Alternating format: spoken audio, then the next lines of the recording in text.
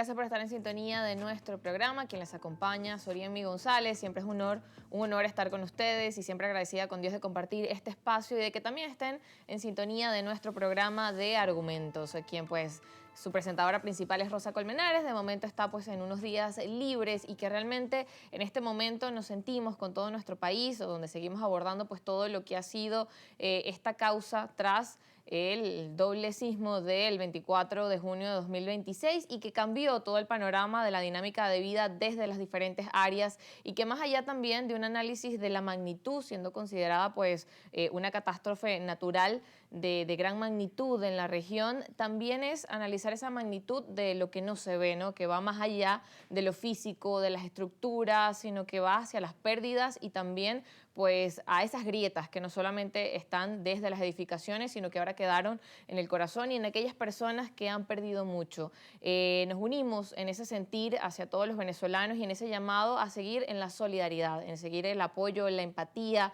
la compasión y que nos siga moviendo, no solamente en unas semanas, sino que permanezca a lo largo de los meses, del año, en seguir apoyando a esas personas afectadas, en seguir estando presente, en seguir siendo voluntarios y en seguir moviéndonos, ¿no? En la dirección, porque cada granito de arena pues suma en esta situación. Y creo que ahora quizás la reflexión mayor es analizar qué lecciones nos deja esto que ha pasado, que es una catástrofe pues natural, y cómo esto también cambia el panorama de vida, sobre todo en el tema de la cultura sísmica. Por eso en esta jornada nos acompaña en Argumentos pues un profesional precisamente en el área que pues ha dado muchas entrevistas analizando este doble terremoto en nuestro país y es Feliciano de Santis, quien es el presidente de la Sociedad Venezolana de Geólogos y que bueno, nos complace tenerlo aquí en nuestro programa de Argumentos. No, gracias, Soremi, por la invitación y bueno, estamos listos para conversar un poco acerca de ese tema tan importante que has planteado. Sí, y justamente eso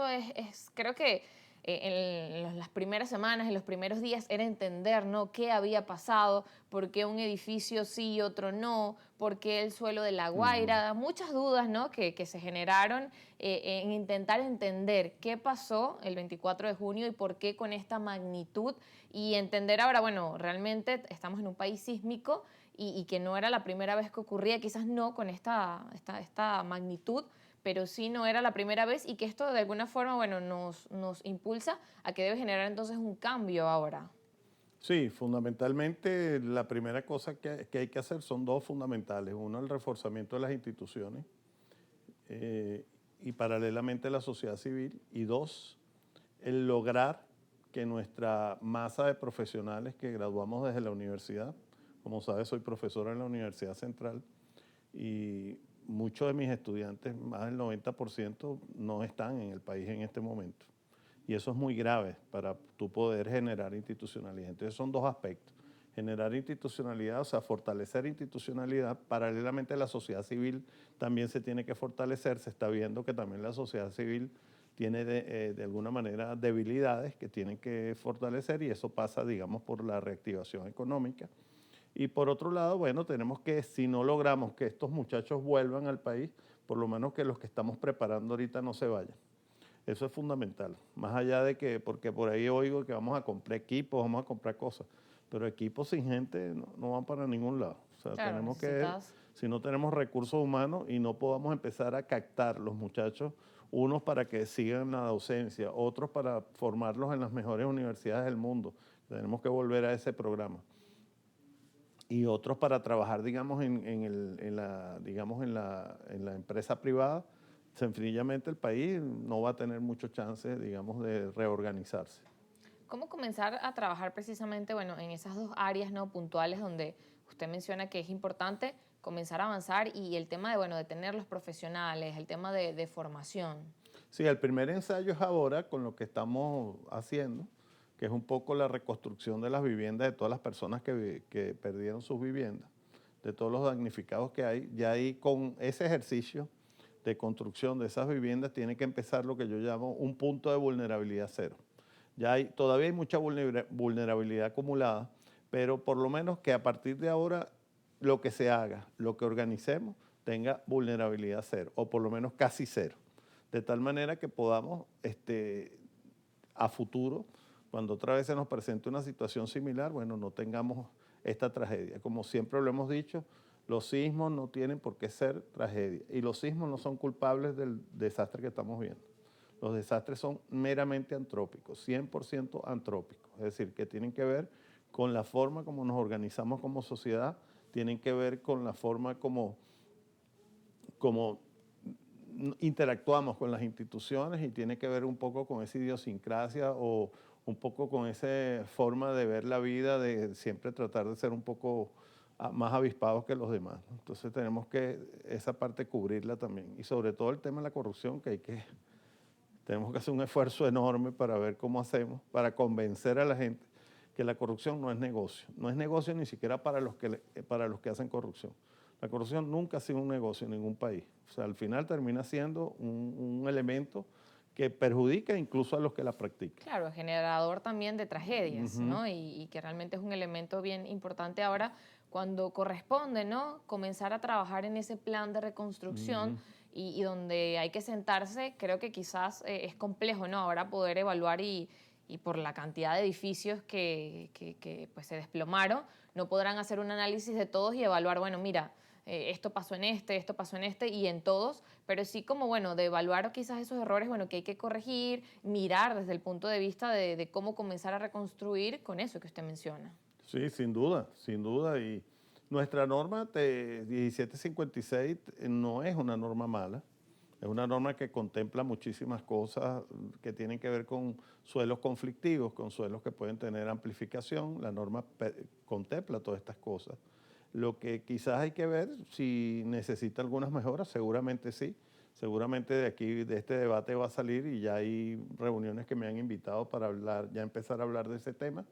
Seguramente vamos a necesitar hacer algunos ajustes y lo otro que vamos a tener que impulsar son las microzonificaciones sísmicas en todas las ciudades importantes. Eso yo creo que hay un consenso, creo que he oído a varios voceros del gobierno hablando de este tema y yo estoy convencido que eso tiene que ser así. Y lo otro es la fortaleza de las alcaldías. Pues acuérdate que las alcaldías son las que otorgan los permisos de construcción. Entonces van a tener que fortalecerse. Si no lo pueden hacer a lo interno, bueno, van a tener que apoyarse con otras oficinas de ingeniería para que todos los proyectos sean revisados. Los proyectos tienen que ser revisados definitivamente y tienen que ser analizados. No importa quién lo construya, si el gobierno, si el sector privado, si organizaciones de caridad, no importa. Todos tienen que pasar por el mismo colador. Claro, y tener acceso también de alguna forma a esos documentos, porque reciente conversaba con algunos asesores inmobiliarios y ellos decían que, bueno, en el mercado ahora la prioridad pasa al tema de seguridad estructural.